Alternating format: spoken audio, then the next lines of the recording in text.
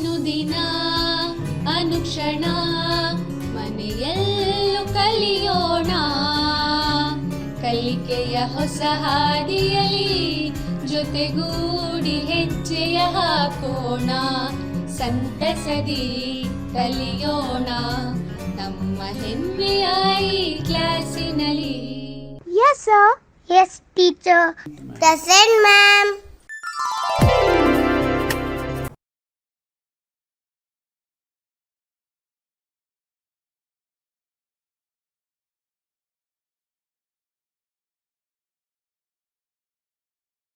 اے خدا، شروع بھی کیا ہے تیرا نام لے کر، میری انتہا بھی تیرے نام سے ہے۔ میں محمد کفایت اللہ آپ سب کا اس بزم میں استقبال کرتا ہوں اور خوش آمدید کہتا ہوں۔ قلم اور نوٹ بک لے کر آج کی کلاس کے اہم نکات قلم بند کرنے کے لیے تیار ہو جائیں۔ ٹوڈیز لرننگ پوائنٹس: علامہ اقبال کا تعارف، علامہ اقبال کی شخصیت، فلسفہ خودی، اقبال کے مشہور اشعار، اقبال کے غزل کی تشریح، غزل کی تعریف، مطلع، مقطع، صنعت تلمیح، صنعت استعارہ اور حضرت موسیٰ علیہ السلام کا واقعہ۔ یہ شعر کس شاعر کی غزل سے لیا گیا ہے؟ ابن مریم ہوا کرے کوئی، میرے دکھ کی دوا کرے کوئی۔ بتائیے کہ یہ شعر کس شاعر کا لکھا ہوا ہے؟ مرزا غالب۔ اگر آپ کے ذہن میں یہی جواب آیا ہے تو میں آپ کے لیے تالیاں پیٹتا ہوں اور شاباشی دیتا ہوں۔ ایک اور سوال آپ سے، یہ شعر کس شاعر کی غزل سے لیا گیا ہے؟ بتائیے۔ اصغر سے ملے لیکن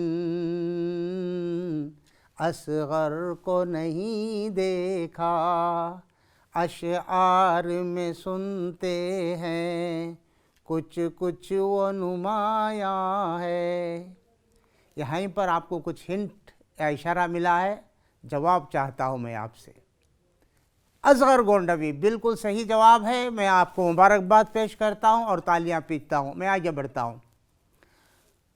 عزیز طلبہ، پیج نمبر 120 آپ کو کھولنا ہے جب غزل کا آغاز ہوگا۔ اب میں جو بات بیان کر رہا ہوں اس کو سنیے۔ آج کا عنوان ہے علامہ اقبال کی غزل، تو آئیے انہی کی دعائیہ اشعار سے آن لائن کلاس کا آغاز کرتے ہیں۔ یا رب دل مسلم کو وہ زندہ تمنا دے، جو قلب کو گرما دے، جو روح کو تڑپا دے۔ اس دور کی ظلمت میں ہر قلب پریشاں کو وہ داغ محبت دے، جو چاند کو شرما دے۔ یہ کون ہے؟ کیا آپ اس شاعر کو پہچانتے ہیں؟ ان کا نام بتائیے۔ یہ ہیں علامہ اقبال۔ ان کو پہچانتے ہیں، دوسروں سے ایک الگ پہچان رکھتے ہیں۔ ان کا درد، ان کا سوچنے کا ڈھنگ دوسروں سے مختلف ہے، چنانچہ وہ خود کہتے ہیں اوروں کا ہے پیام اور میرا پیام اور ہے، عشق کے درد مند کا طرز کلام اور ہے۔ عزیز طلباء و طالبات، ان کا تعارف اس طرح ہے۔ شاعر کا نام ہے محمد اقبال، ان کا تخلص اقبال، اور شاعر مشرق ان کا لقب ہے، علامہ اقبال ان کا خطاب ہے۔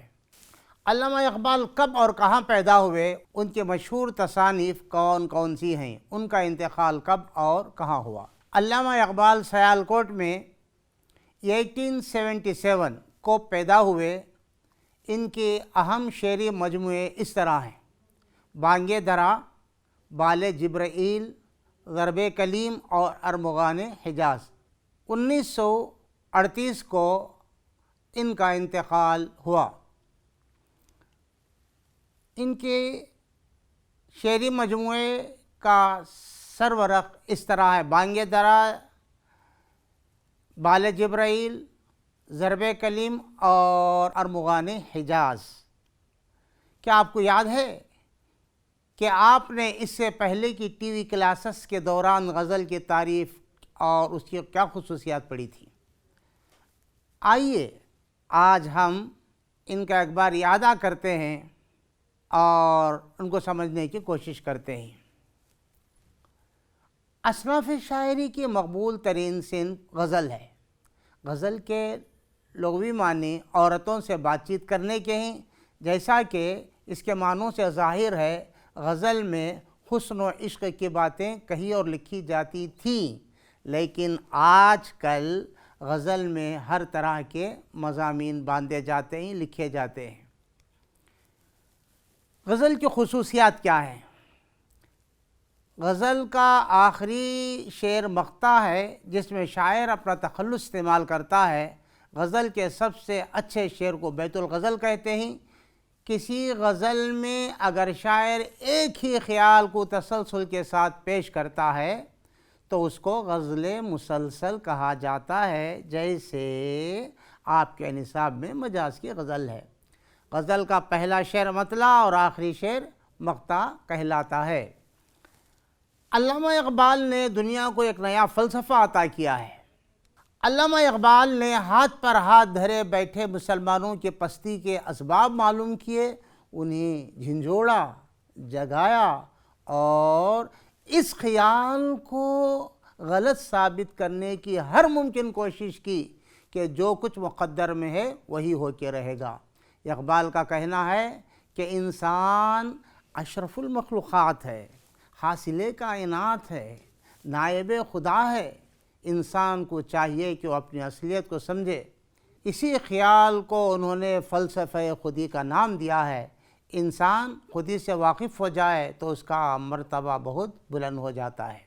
علامہ اقبال نے انسان کی پوشیدہ صلاحیتوں کو خودی یا عرفان ذات کا نام دیا ہے۔ چنانچہ کہتے ہیں: خودی کو کر بلند اتنا کہ ہر تقدیر سے پہلے خدا بندے سے خود پوچھے بتا تیری رضا کیا ہے۔ میں ان کے چند اشعار پیش کرنا چاہ رہا ہوں۔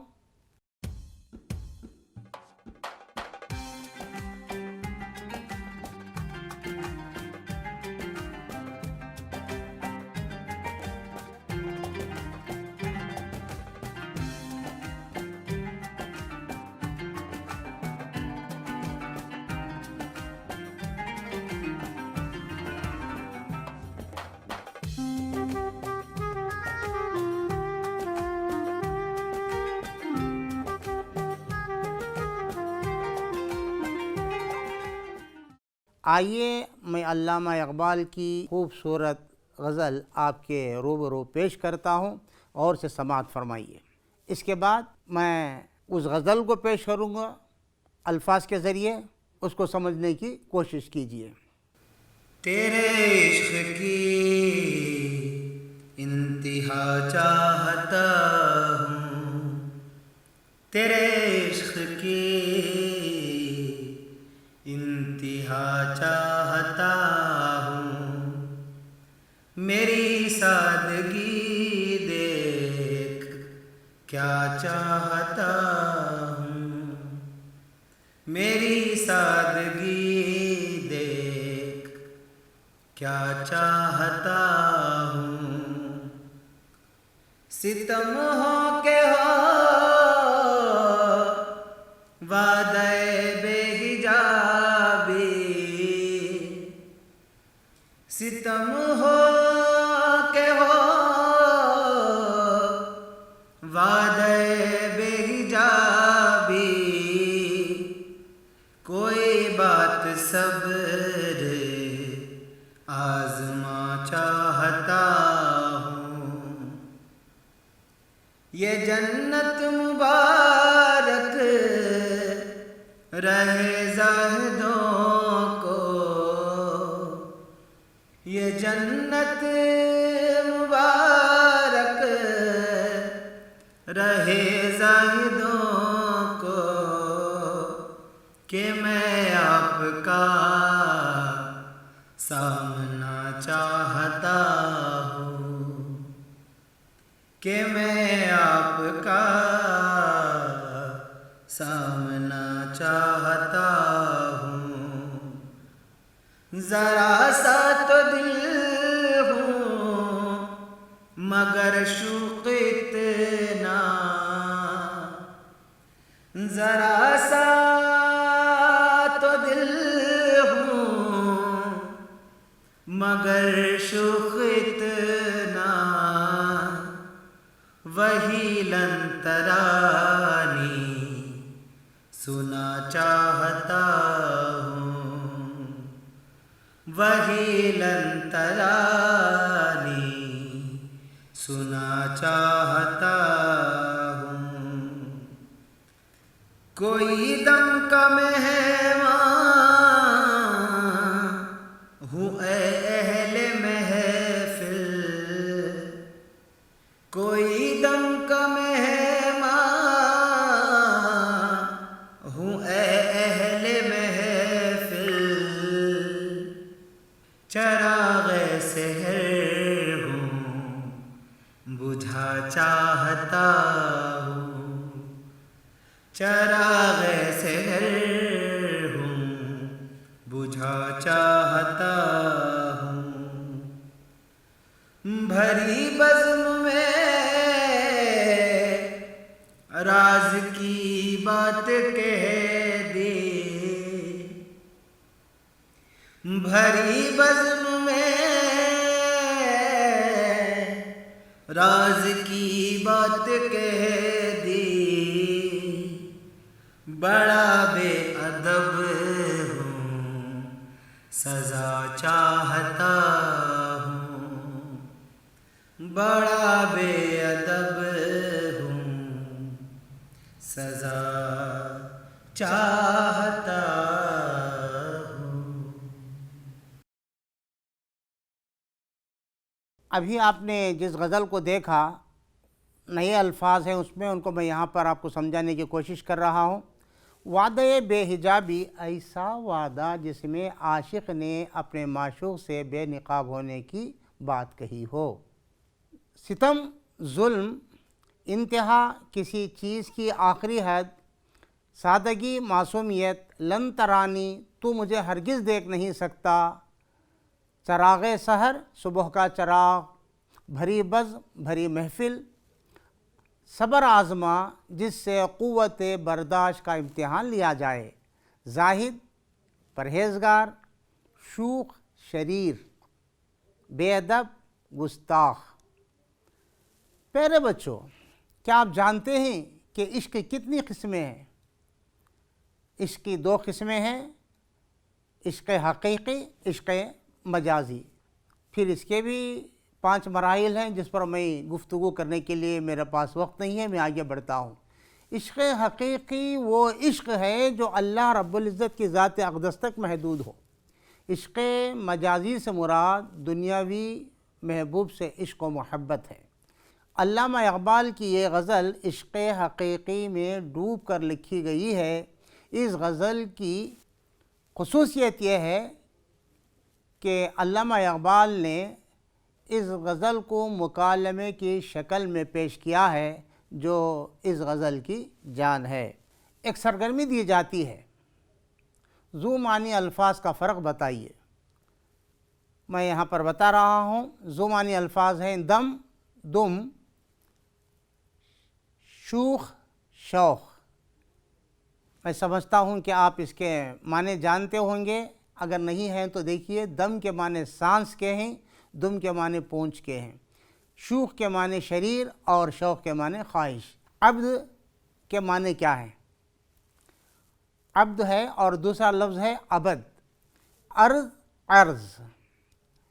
عبد کے معنی بندہ ہے، ابد کے معنی ہمیشہ کے ہیں، عرض کے معنی زمین ہے اور عرض کے معنی گزارش کرنے کے ہیں، ایک بات عرض کرنا ہے۔ ایک اور سرگرمی میں آپ کو دینا چاہتا ہوں، علامہ اقبال کی غزل سے چند الفاظ چن کر ان کے مترادف یعنی ہم معنی الفاظ لغت کے مدد سے تلاش کر کے لکھیے۔ سادگی، بھولاپن، ستم، ظلم، بے حجابی، بے پردگی، جنت، بہشت، زاہد، پرہیزگار، محفل، بزم، چراغ، دیا، سحر، صبح، شوخ، شریر، دل، قلب۔ میں امید کرتا ہوں کہ یہ الفاظ آپ کے ذہن میں بیٹھ گئے ہوں گے، ان کو آپ اپنی بیاض میں لکھیے۔ میں آگے بڑھتا ہوں۔ ذیل میں دیے گئے الفاظ کی ازداد غزل میں تلاش کیجیے۔ کچھ وقفہ دیا جاتا ہے، آپ اس کو دیکھیے۔ ابتدا، تکلف، جہنم، شام، جزا اور میزبان، ان 6 الفاظ کے ازداد آپ کو غزل میں تلاش کرنا ہے۔ کچھ وقت دیا جا رہا ہے، میں چاہتا ہوں کہ آپ ان کو تلاش کیجیے۔ امید کرتا ہوں کہ آپ نے ان کے ازداد تلاش کر لیے ہوں گے، اور میں بھی آپ کو یہاں پر جوابات بتا دیتا ہوں۔ ابتدا، انتہا، تکلف، سادگی، جہنم، جنت، شام، سحر، جزا، سزا، میزبان، مہمان۔ اسی طرح درج ذیل الفاظ کی واحد لکھیے۔ مہمانان، مہمان، چراغاں، چراغ، آداب، ادب، محافل، محفل، زاہد، زہاد، الف چھوٹ گیا ہے، اہل، اہلیان، الٹا آ گیا یہاں پر۔ غزل کے اشعار کی تشریح کی طرف ہم چلتے ہیں۔ تیرے عشق کی انتہا چاہتا ہوں، تیرے عشق کی انتہا چاہتا ہوں، میری سادگی دیکھ کیا چاہتا ہوں۔ شاعر اقبال اللہ رب العزت سے مخاطب ہو کر کہتا ہے، اے خدا، میری خواہش اور آرزو ہے کہ میں تیرے عشق کی انتہا کو پہنچ جاؤں اور تجھے میں ٹوٹ کر چاہوں۔ میری سادگی کا یہ عالم ہے کہ مجھے تیرے سوا کوئی عزیز نہیں، میری زندگی کا ماحصل تیرا عشق ہے۔ ستم ہو کہ ہو وعدہ بے حجابی، ستم ہو کہ ہو وعدہ بے حجابی، کوئی بات سب رازما چاہتا۔ شاعر کہتا ہے، تو اگر مجھے سزا دینا چاہتا ہے تو میں اسے برداشت کر سکتا ہوں، مگر تو اپنا جلوہ دکھانے کا تو وعدہ کر۔ اگر صبر کی بات کرتا ہے تو یہ بات میرے لیے تکلیف دہ ہے اور ناقابل برداشت ہے۔ یہ جنت مبارک رہے زاہدوں کو کہ میں آپ کا سامنا چاہتا ہوں، یہ جنت مبارک رہے زاہدوں کو کہ میں آپ کا سامنا چاہتا ہوں۔ علامہ اقبال کہتے ہیں، اے اللہ، یہ جنت تو ان لوگوں کو دے دے جو تیری عبادت جنت حاصل کرنے کے لیے کرتے ہیں۔ میں تو تیرا ایک سچا عاشق ہوں، تیرا دیدار ہی میرے لیے جنت ہے، مجھے دنیا نہیں بلکہ تیرا عشق چاہیے۔ ذرا سا تو دل ہوں مگر شوق اتنا، ذرا سا تو دل ہوں مگر شوق اتنا وہی لن ترانی سنا چاہتا ہوں، وہی لن ترانی سنا چاہتا ہوں۔ چوتھے شعر میں شاعر کہتا ہے، اے خدا ایک ننھی سی جان ہوں مگر تو میری شوخی تو دیکھ، میں وہی بات تجھ سے سننا چاہتا ہوں جو تو نے حضرت موسیٰ علیہ السلام سے کہی تھی۔ مطلب یہ کہ اے خدا میں تیرے دیدار کا نہیں بلکہ تیری آواز کا بھی میں عاشق ہوں۔ یہاں پر ایک سند استعمال کی گئی ہے جس کی وضاحت ضروری سمجھتا ہوں۔ اگر شاعر اپنے کلام میں کسی واقعہ، قصہ یا کسی مذہبی روایت کی طرف اشارہ کرتا ہے تو اسے صنعت تلمیح کہتے ہیں۔ تلمیح میں بظاہر مختصر الفاظ ہوتے ہیں لیکن اس کے پیچھے کوئی واقعہ یا قصہ یا کہانی ہوتی ہے۔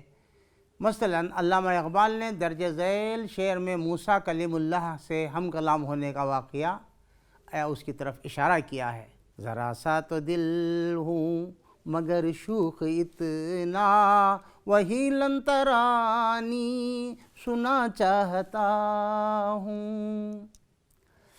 صنعت تشبیہ میں کسی ایک چیز کو دوسری چیز کے مانند یا ہم شکل قرار دیا جاتا ہے، بتایا جاتا ہے، اور استعارے میں اس کے اصلی معنوں سے ہٹ کر دوسرے معنوں میں استعمال کیا جاتا ہے۔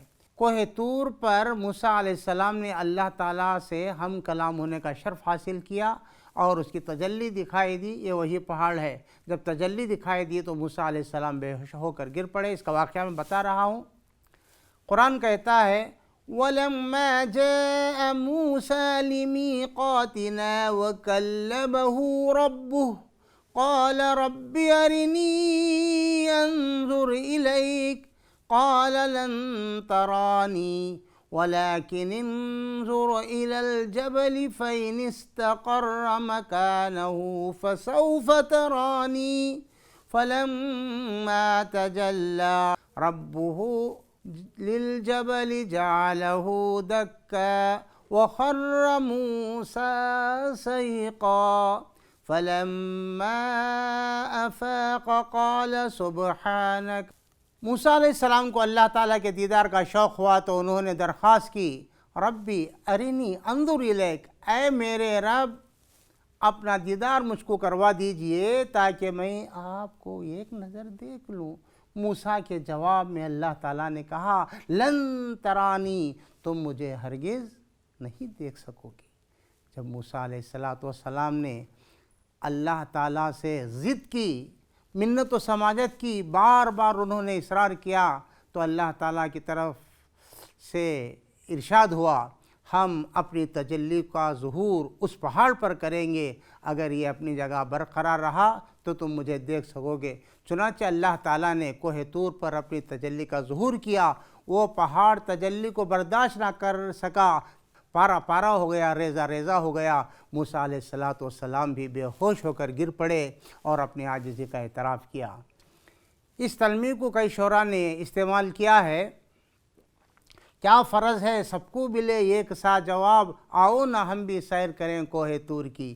یہاں پر غالب کو شوخی سوجی ہے۔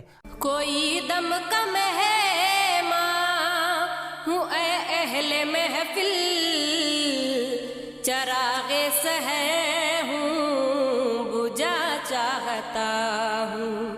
مطلب اے لوگو نہیں معلوم کب میں دنیا سے رخصت ہو جاؤں، میری زندگی صبح کے چراغ کے مانند ہے جو صبح ہوتے ہی بجھا دیا جاتا ہے، یعنی میری زندگی کی شام ہونے کو آئی ہے اور میری زندگی قریب الاختتام ہے۔ استعارے کی تعریف کیجیے اور مثال دیجیے۔ کوئی دم کا مہمان ہوں اے اہل محفل، چراغ سحر ہوں بجھا چاہتا ہوں۔ زندگی کو صبح کے چراغ سے تشبیہ دی ہے۔ چراغ سحر کو زندگی کے آخری لمحات کے معنی میں استعمال کیا ہے۔ ایسا شعر جس میں کسی لفظ کے حقیقی معنی کے بجائے مجازی معنی مراد لیے جائیں اور تعلق تشبیہ کا ہو تو اس کو استعارہ کہتے ہیں۔ استعارہ دراصل لفظ مستعار سے مشتق ہے جس کے معنی ادھار لینے کے ہیں۔ علامہ اقبال کے اشعار جس میں انہوں نے تشبیہات، تلمیحات اور استعارے جا بجا استعمال کیے ملتے ہیں ان کی شاعری کی جان ہے۔ جگنوں کی روشنی ہے کاشانۂ چمن میں، یا شمع جل رہی ہے پھولوں کی انجمن میں، آیا ہے آسماں سے اڑ کر کوئی ستارہ، یا جان پڑ گئی ہے مہتاب کی کرن میں، یا شب کی سلطنت میں دن کا سفیر آیا، غربت میں آ کے چمکا گمنام تھا وطن میں۔ بھری بزم میں راز کی بات کہہ دی، بھری بزم میں راز کی بات کہہ دی، بڑا بے ادب ہوں سزا چاہتا ہوں، بڑا بے ادب ہوں سزا چاہتا ہوں۔ بھری بزم میں راز کی بات کہہ دی، بڑا بے ادب ہوں سزا چاہتا ہوں۔ شاعر کہتا ہے میں خدا کا عاشق تھا، یہ راز خدا ہی جانتا تھا، لیکن آج یہ راز میں نے ظاہر کر دیا ہے، میرا راز تشت از بام ہو چکا ہے، لہٰذا میں سزا کا مستحق ہوں، لوگوں مجھے سزا دے دو۔ بانگ دراج، بال جبرائیل، آل جبرائیل، ضرب کلم، اس میں کون سا شعری مجموعہ علامہ اقبال کا نہیں ہے؟ درست جواب ہے آل جبرائیل۔ اسی طرح ایک اور شاعر، کوئی دم کا مہماں ہوں اے اہل محفل، چراغ سحروں بجھا چاہتا ہوں، درجہ بالا شعر میں کون سی صنعت استعمال کی گئی ہے؟ جواب دیجئے۔ صنعت استعارہ درست جواب ہے، میں آپ کے لیے تالیاں پیٹتا ہوں۔ میں آگے بڑھتا ہوں۔ درج ذیل سوالات کے جوابات ایک جملے میں لکھیے۔ شاعر خدا سے کیا چاہتا ہے؟ شاعر خدا سے چاہتا ہے کہ خدا اس سے ہم کلام ہو، گفتگو کرے۔ شاعر کو جنت کیوں قبول نہیں ہے؟ اس کا جواب ہے شاعر کو جنت اس لیے قبول نہیں کیونکہ وہ جنت کا نہیں، خدا کے دیدار کا طالب ہے۔ لن ترانی کے کیا معنی ہیں؟ لن ترانی کے معنی ہیں تو مجھے ہرگز دیکھ نہیں سکتا، یہ خدا نے موسیٰ علیہ السلام سے کہا تھا۔ شاعر سزا کا طالب کیوں ہے؟ شاعر سزا کا اس لیے طالب ہے کیونکہ شاعر نے بھری محفل میں راز کی بات بتا دی ہے، کہہ دی ہے۔ لن ترانی کی تلمیم میں کس واقعے کی طرف اشارہ کیا گیا ہے؟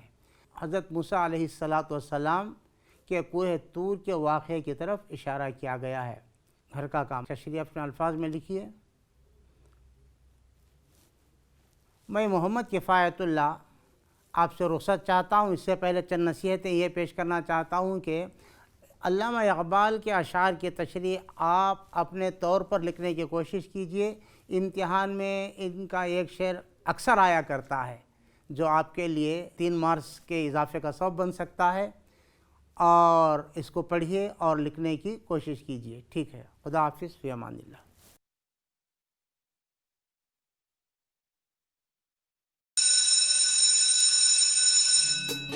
ಅನುದಿನ ಅನುಕ್ಷಣ ಮನೆಯಲ್ಲೂ ಕಲಿಯೋಣ, ಕಲಿಕೆಯ ಹೊಸ ಹಾದಿಯಲ್ಲಿ ಜೊತೆಗೂ